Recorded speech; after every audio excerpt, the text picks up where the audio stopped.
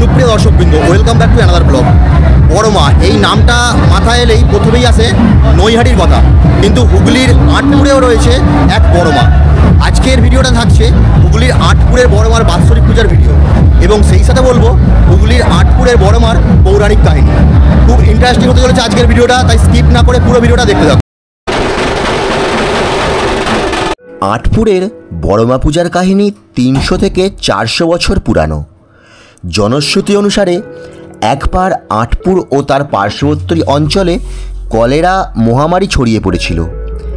সেই সময় একজন সন্ন্যাসী হঠাৎ আবির্ভূত হন এবং দেবী কালীর বড়মা রূপে পূজা করার পরামর্শ দেন। বন্দ্যোপাধ্যায় বাড়িতে এই পূজা অনুষ্ঠিত হয় এবং এরপরেই এলাকাটি রোগমুক্ত হয়। সেই থেকে এই অঞ্চলে বড়মা কালী পূজা পালিত হয়ে আসছে। বড়মার পূজার পর মহামারী থেকে মুক্তি পাওয়ায় বড়মাকে গ্রামের রক্ষাকর্তা হিসাবে বিশ্বাস করা হয়। এই পূজা প্রায় 4 শতাব্দী ধরে চলে আসছে। সাধারণত কালী পূজা বা শ্যামা পূজার আগের দিন অর্থাৎ ভূত চতুর্দশীর তিথিতে এই পূজা অনুষ্ঠিত হয়।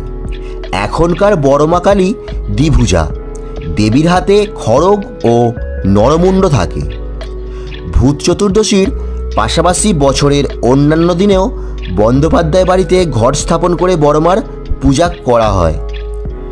বড়মা কালীর পাশাপাশি মেজমা, ছোটমা, ন্যাড়ামা এবং কান্তামণি কালীরও পুজো করা হয়, যাদের বড়মা কালীর অংশ বা বোন বলে মনে করা হয়। এটি একটি প্রাচীন পূজা যা স্থানীয় মানুষের কাছে খুবই জাগ্রত এবং ঐতিহ্যবাহী বলে বিবেচিত হয়। কালী পূজার আগের দিন এই পূজাতে লক্ষ লক্ষ ভক্তের সমাগম হয়। সকলের বিশ্বাস মা ভক্তদের মনোবাঞ্ছনা পূরণ করে। এই পূজাকে ঘিরে আরও এক কাহিনী রয়েছে। প্রায় 50 বছর আগে জনৈক খোকারায় বড় কালীর কাছে বাঁশি বাজাতেন।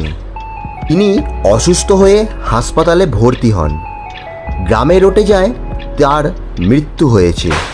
গ্রামবাসীরা জানতে পারেন খোকার দেহ লাশ কাটা ঘরে পাঠানো হয়েছে। কালী পুজোর আগের দিন রাত্রিবেলা খোকারায়ের বাড়ির দরজায় কেউ আঘাত করে। তারপর খোকার গলা শোনা যায়। তিনি তার স্ত্রীকে ডাকতে থাকেন, কিন্তু তার স্ত্রী ভয়ে দরজা খোলেননি, কারণ তিনি ভেবেছিলেন তার স্বামী মারা গেছে এবং তার আত্মা এসেছে। খানিকক্ষণ পর যখন তার স্ত্রী দরজা খুলছিল না, তখন খোকারায় মা কালীর মন্দিরের কাছে গিয়ে বাঁশি বাজাচ্ছিলেন। তারপর গ্রামবাসীরা সবাই একত্র হয়ে দেখেন যে খোকা জীবিত আছে। সেই থেকেই গ্রামবাসীদের বিশ্বাস যে বড় কালীর দয়াতেই খোকা বেঁচে ফিরে এসেছেন। অসুস্থ থেকে সন্তানহীনা সকলেই মায়ের আশীর্বাদ নিতে আসেন। সকলের বিশ্বাস বড় কালীর কৃপায় রোগ নিরাময় হবে এবং কোলে সন্তান আসবে। বড়মার মন্দির থেকে প্রায় 5 থেকে 600 মিটার দূরে মায়ের মূর্তি তৈরি করা হয়। সেখান থেকেই কাঁধে করে বড়মাকে মন্দিরে নিয়ে আসা হয়। বড়মার মূর্তির উচ্চতা প্রায় 15 ফুট। এত বড় মূর্তিকে কাঁধে করে এতটা রাস্তা নিয়ে আসা সত্যি চারটিখানি কথা নয়। আটপুরের বড়মার গায়ে প্রায় 100 ভরি সোনা ও রূপার গহনা আছে।